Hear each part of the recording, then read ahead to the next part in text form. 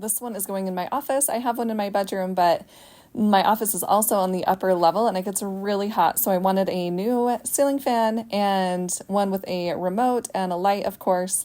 So let's see how this one works.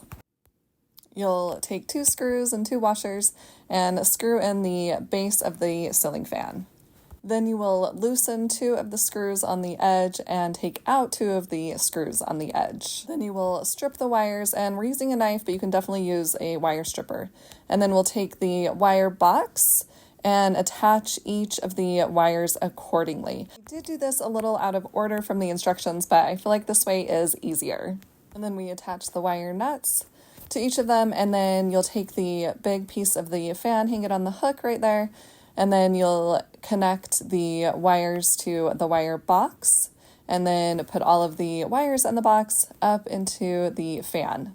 And then you'll put those 2 screws back in and tighten the other 2 screws. And then we took each individual fan blade and attached it to the front piece for each of the blades with 3 screws and the red washers. And don't forget to have the fan blade with the correct color showing toward the bottom. And then we took each of the fan blades and screwed them into the base with 2 screws on each one. And there's little grooves in there, so it makes it a lot easier to do that. And then we hand tightened each one just to make sure. On the bottom of the light, there's a little plastic piece. You just do a little quarter twist, take that off, and then we unscrewed only 3 screws, loosened 1 screw, so you can put that plastic piece up. There's a little groove, so you can slide it over the 1 screw, like so.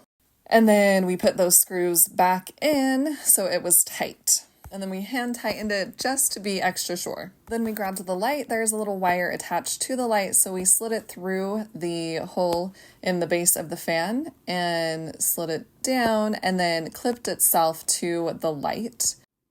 And then we attached the other piece on the light to the actual fan, clipped that in there. And then you just place the light up and twist it into place. And I had batteries for the remote, so I turned it on and it works. There is a cool setting and a warm setting, or you can do a mix of both. And then you can also turn on the fan and it has different speeds, so you can go faster or slower. And then the light also has a dimmer, so it can be a really bright light or a lower light.